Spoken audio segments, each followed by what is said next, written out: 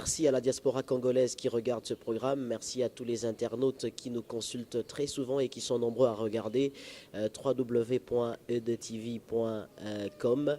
Mais nous sommes, mesdames et messieurs, en RDC, République démocratique du Congo, précisément dans la ville-province de Kinshasa. Aujourd'hui, pour le compte de Éco-Politique de la République démocratique du Congo, votre magazine de la diaspora congolaise, en passant par edtelevision.rdc.com, nous recevons pour vous l'honorable Jean-Lucien Boussa. Il est pratiquement député national et aussi président national du courant des démocrates rénovateurs. Avec lui, nous allons pratiquement toucher les différents points saillants qui sont en train de faire l'actualité dans le sillage de la politique en République démocratique du Congo. Et permettez-moi de vous annoncer le sommaire.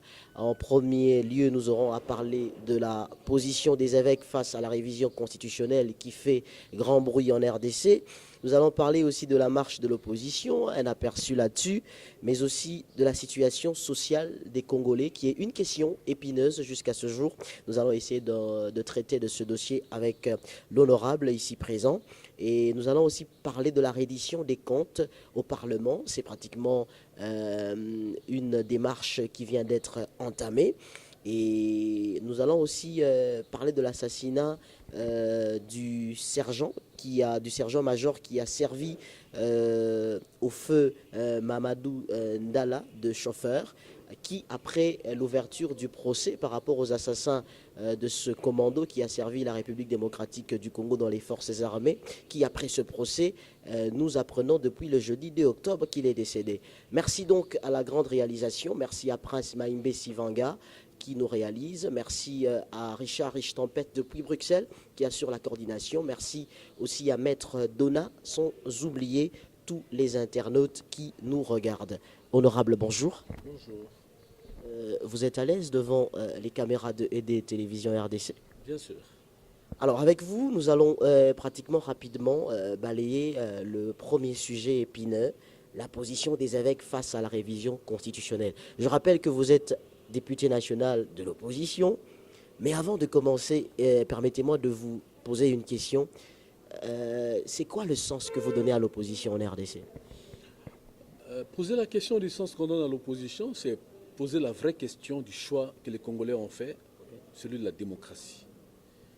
La démocratie, organise le pouvoir, je veux dire, et les institutions de la République au sens que ceux qui accèdent au pouvoir doivent l'être par les trichements du peuple, par le peuple, et donc ils doivent travailler pour le peuple. Il y a la dialectique opposition-majorité dans toute démocratie. En Occident, en Amérique, comme en Afrique ou en Asie, là où il y a la démocratie, donc il y a cette dialectique où vous avez la majorité de l'opposition. Ceux qui sont majoritaires sont bien sûr ceux qui gouvernent, parce qu'ils sont le plus nombreux à être choisis par le peuple. Si nous sommes dans des démocraties sérieuses, où les élections se passent dans la transparence la plus totale, et lorsqu'on n'a pas fait le choix on n'est pas de la majorité, on appartient à l'opposition. Mais je pense qu'au-delà de cette mécanique, il y a les projets de société. L'idée que nous avons de gouverner le pays peut être différée d'un groupe politique à un autre. Moi, je suis un libéral. Je suis un libéral, donc je ne me vois pas travailler dans une organisation où je me trouve en face des communistes, pour ne parler que de ça. Donc aujourd'hui, le sens que nous donnons à l'opposition, profondément, ressort de cette dialectique, où le fait que nous n'appartenions pas à la majorité qui gouverne, d'office, nous sommes de l'opposition.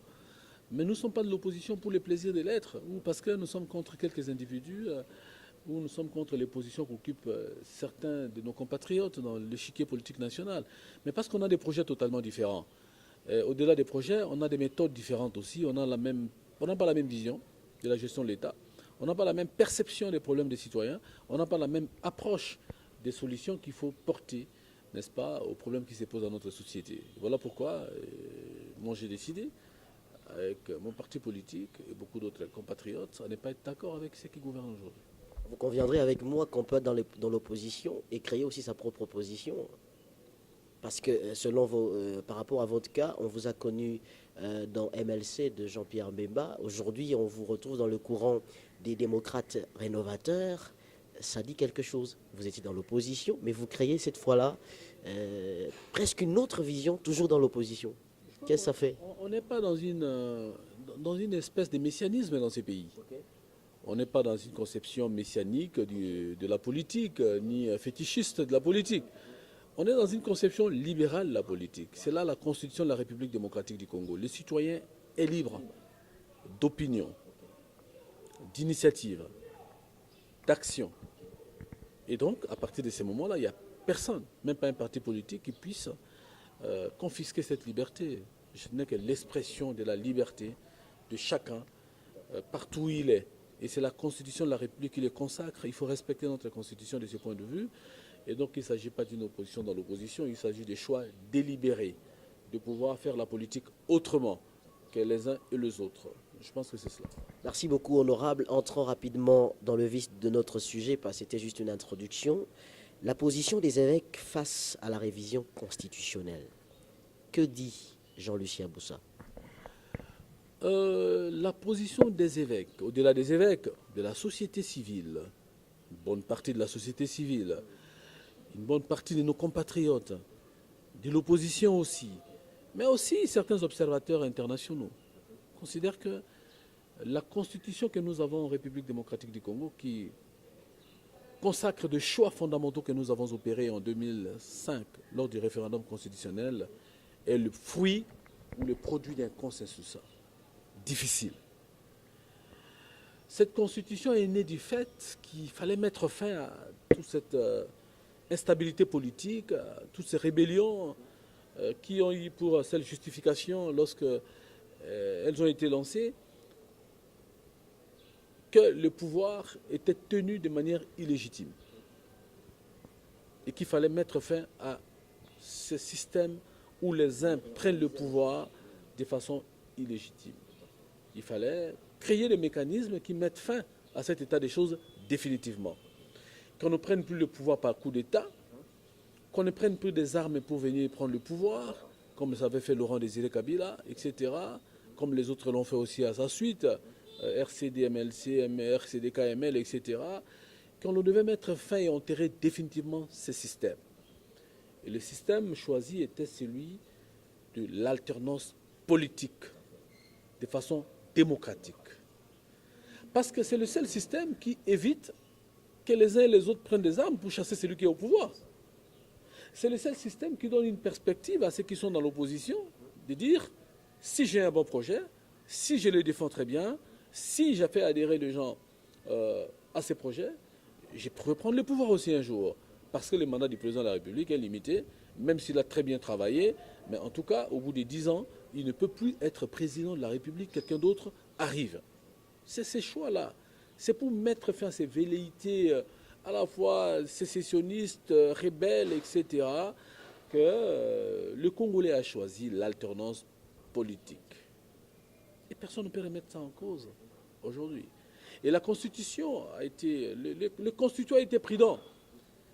Il s'est dit, connaissant les Congolais dans leur dérive totalitaire, connaissant les Congolais dans leur manière de faire, il faut verrouiller ces dispositions constitutionnelles. Celles relatives... Non, l'article 220 de la Constitution verrouille les dispositions qui ne peuvent pas être changées par la volonté des monarques, d'un dictateur ou d'un groupe politique qui veut privatiser l'État. Et l'article 220 vous dit, le mandat du président est de 5 ans renouvelable une seule fois. Ça, on ne peut pas changer. Et on ne peut pas y toucher. 2, le droit des citoyens ne peut pas être réduit. Non, là-dessus, on ne transige pas. La forme républicaine de l'État non plus, on ne peut pas changer, etc.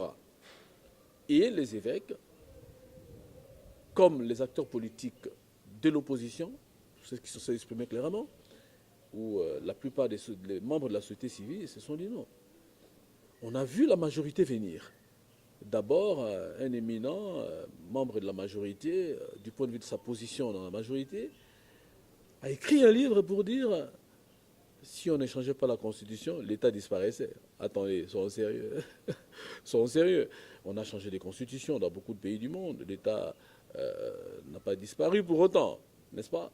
Les États-Unis ont respecté la Constitution depuis 200 ans. C'est les pays les plus puissants. Ce débat des sociétés, il doit dire arrêter ces débats. Moi, j'ai fini mon deuxième mandat en 2016. J'ai envie de faire mais il a tenté de le dire devant les Nations Unies. Non, j'ai envie de faire la remise et reprise avec un nouveau président pour maintenir le pacte républicain qui permet au pays de se familiariser à des vertus démocratiques, notamment l'alternance politique au pays.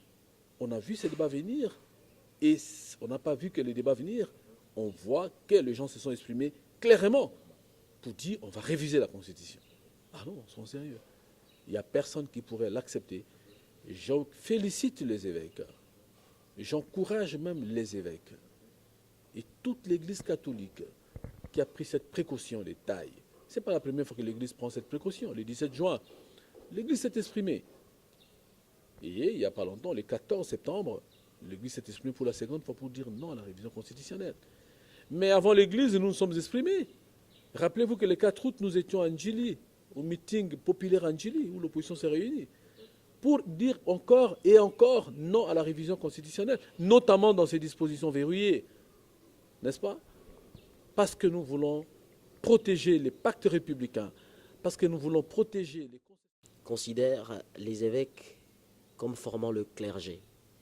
Et dans un point de presse qu'il a tenu à Kinshasa, il demande à ce clergé de créer soit un parti politique pour qu'il soit officiellement appelé politique ou politicien, que de commencer à se cacher derrière l'arbre de l'Église pour exprimer sa position. Qu'en pensez-vous? Lui n'a qu'à demander à son président Kabila de respecter la Constitution, et les évêques, qui sont des citoyens à part entière, mais des responsables dans un pays, puissent se taire. C'est clair. Lui n'a qu'à dire à Kabila que tout ce que les citoyens veulent, c'est qu'en 2016, qu'on ait un nouveau président. Il n'a qu'à le dire. N'est-ce pas? Attendez, il n'a qu'à le dire. Il n'a qu'à le dire. C'est plus simple que de pouvoir paraître comme un garçon mal éduqué en insultant les évêques. Voilà, merci honorable, merci de nous regarder de partout dans le monde. Je rappelle que vous êtes dans votre magazine et de télévision, chers internautes, c'est pratiquement Éco-politique de la République démocratique du Congo sur www.edtvrdc.com. On va passer à autre chose maintenant, la marche de l'opposition contre la révision constitutionnelle.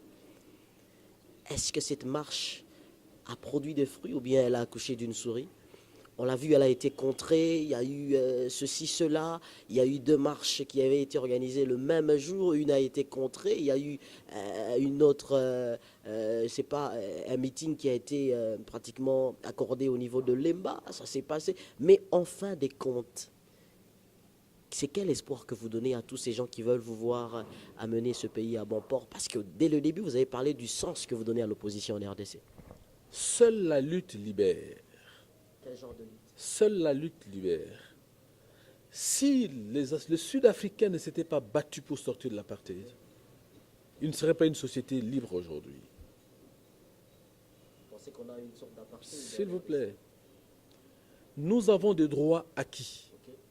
C'est-à-dire, l'un des droits acquis, c'est que les Congolais ont le droit de changer leur président au travers des élections. Les Congolais ont le droit de désigner directement leurs députés provinciaux. C'est des droits acquis, n'est-ce pas? Et la Constitution vous renforce ces droits. Et je l'ai dit tout à l'heure, que personne ne peut changer cela. Même pas par la volonté d'un petit monarque, quel qu'il soit, n'est-ce pas? Et les velléités révisionnistes que nous avons observées, comme j'ai indiqué tout à l'heure, de la part de la majorité, un président de la République ne s'exprime pas à ces sujets, nous pousse à dire que les choses doivent être clarifiées. Les choses doivent être clarifiées. Nous sommes à l'écoute des citoyens. Les citoyens demandent quoi de ceux qui exercent le pouvoir? Ils demandent des réponses concrètes à leurs problèmes concrets. Je pense que ceux qui sont au pouvoir devaient plutôt s'atteler à répondre aux questions que lui posent les citoyens. Les enfants congolais. Les enfants congolais ont envie de manger 4 fois par jour, comme ailleurs. Monsieur le Président de la République, Monsieur le membre du gouvernement, trouvez la réponse à cette situation. Les chômeurs congolais, ils sont plus de 90%, ils ont besoin du travail. Créer les mécanismes qui permettent à ceux qui n'ont pas de travail de trouver du travail. Ceux qui travaillent dans les administrations publiques comme privées ne sont pas sécurisés sur le plan social. Leurs salaires sont en deçà du minimum vital. Il faut donner des réponses à ces situations-là. Nous sommes un pays où 80% des citoyens n'ont pas accès à l'eau potable, où plus de 80% n'ont pas accès à l'électricité, à l'énergie électrique, alors que nous avons les barrages parmi les plus grands du monde. Voilà des questions auxquelles la société a besoin de réponses, pour lesquelles la société a besoin de réponses. Les étudiants à l'université, dans les universités du Congo, ces jeunes, les élèves dans les écoles secondaires du Congo, comme dans les écoles primaires, ont besoin d'avoir des perspectives. Je suis dans une société qui s'appelle le Congo. J'ai fait la polytechnique pour devenir ingénieur en pont et chaussée. J'ai besoin, lorsque j'ai fini mes études de polytechnique, d'avoir du travail et d'un travail qui me rassure, qui me garantit ma vie. Voilà, c'est de ça qu'on parle. Mais le pouvoir congolais, au vu de son échec, s'est décidé de vouloir organiser un système politique où on veut garder les pouvoirs comme on veut le faire. C'est parce que la Constitution veut. C'est pour cette raison que l'opposition se bat depuis un certain temps pour qu'on respecte la Constitution. Ce n'est pas compliqué. D'abord, nous avons décidé, lorsque le président de l'Assemblée nationale nous amène un projet de calendrier de la session de septembre, la session en cours, nous voyons figurer dans le calendrier une question, un projet de loi relatif à la modification de la Constitution. Nous disons non. Nous disons non, ce n'est pas possible. C'est un jeu dangereux. Pourquoi vouloir réviser la Constitution en réduisant les droits des citoyens? L'article 222 les proscrit formellement. Donc nous avons dit non. Et là-dessus, nous avons pris la résolution de ne pas voter pour ce calendrier et de ne même pas participer à ces votes. Les votes ont été faits sans une bonne partie de l'opposition. Deuxièmement, nous avons résolu ce jour-là de ne plus participer à toute plénière relative à la révision constitutionnelle et aux lois électorales morcelées. Nous avons une loi électorale dans ce pays. La Constitution parle de la loi électorale, pas des lois électorales. On en a une. Si au regard de l'expérience des élections 2011-2006, qu'il nous vient de pouvoir opérer des ajustements dans cette loi qui existe, on n'en a pas besoin des 4. On a besoin de 4 lois électorales pour ça. Nous avons dit que c'était des manœuvres du pouvoir pour continuer des faits. En fait, le schéma est double. La première attitude du pouvoir, c'est de dire laissons passer le temps et prolongeons des faits le mandat de Kabila. Le temps est en train d'être passé. On a quitté les élections en 2011.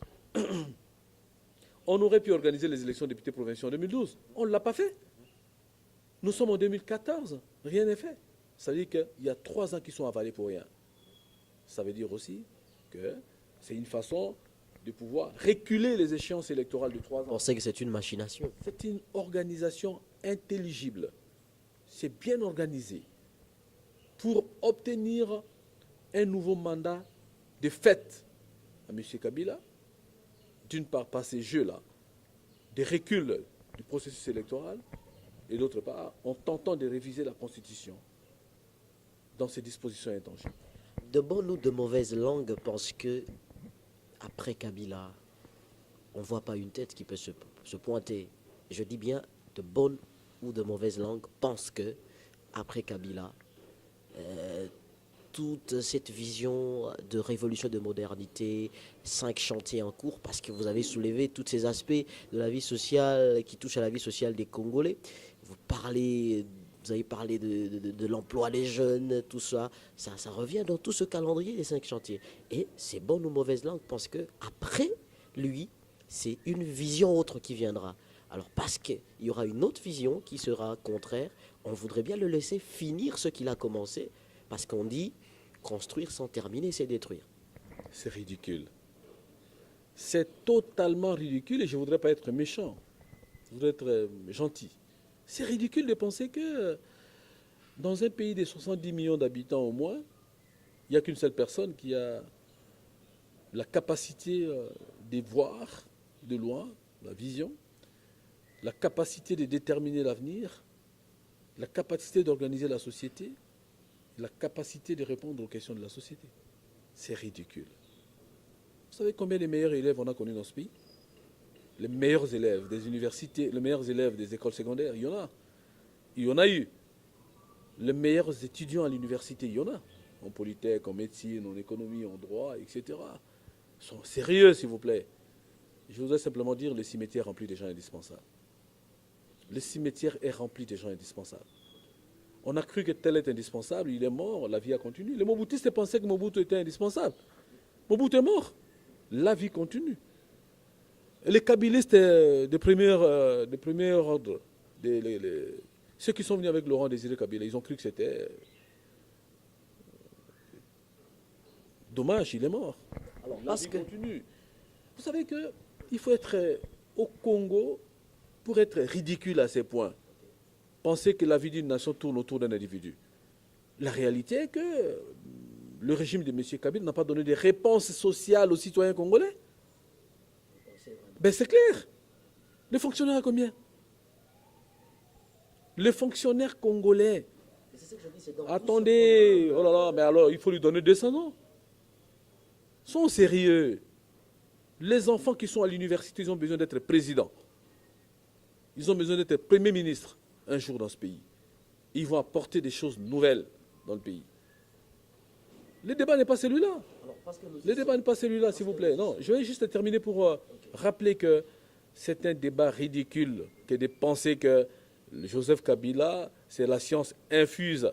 Joseph Kabila, c'est la capacité de produire des résultats. Mais ça fait 14 ans qu'il est là.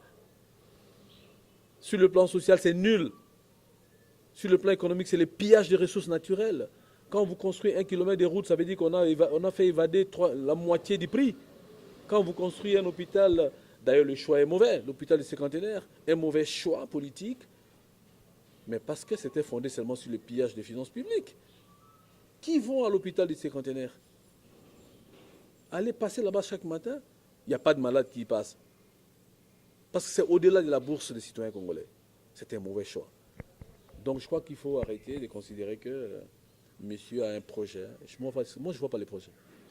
Le seul projet, c'est de rester au pouvoir éternellement. Voilà, je rappelle à tous les internautes que nous recevons pour vous dans Écho Politique de la RDC sur www.edtvrdc.com l'honorable Jean-Lucien Boussa. Il est pratiquement le président national du courant des démocrates rénovateurs, mais je rappelle, il est aussi honorable député national. Avec lui, nous traitons les différentes questions d'actualité politique en République démocratique du Congo. Parce que nous y sommes honorables, parlons cette fois-ci de la situation sociale des Congolais. Quel aperçu vous avez là-dedans, à ce jour? Parlons d'abord de la ville-province de Kinshasa. Ça bouillonne ici. Hein. Là-dessus, je voudrais vous dire, ça c'est lié à la première question, vous dites, certains pensent que le monsieur Kabila a une vision telle qu'il faut le laisser encore le temps, etc.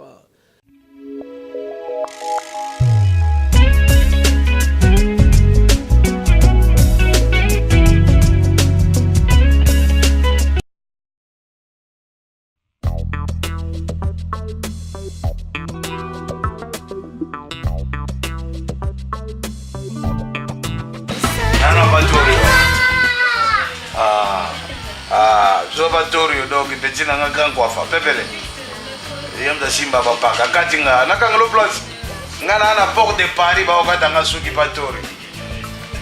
Vous voulez du show-off, vous voulez avoir de l'allure et paraître beau, un seul endroit, Salon Eclipse. Salon Eclipse chez Torio, professionnel de la coiffure hommes, femmes et enfants avec des styles les plus swag et tendances du moment. Là on est à Port de Paris, chez Eclipse chez Torio. Mais là on est avec Zlatan et les coiffeurs. Zlatan Aslam, la mec qui parle, ça l'Eclipse chez Torio. Top niveau. Bon, on a ce qui voit la Kati. La Kati. Salon Eclipse, métro ligne 13, direction Porte de Paris, 8 rue Lorget, Paris Saint-Louis. Vous pouvez aussi réserver votre rendez-vous en appelant au 0033 7 63 03 24 98. Salon Eclipse. Salon Eclipse, le carnaval du Fashion Air.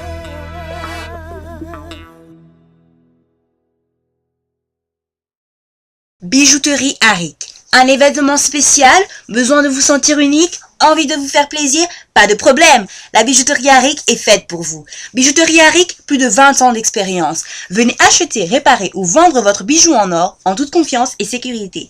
Si vous pensez bijoux en or 18 carats, une seule adresse. Bijouterie Arik. Chaussée de Wavre, numéro 11, 1050, Bruxelles.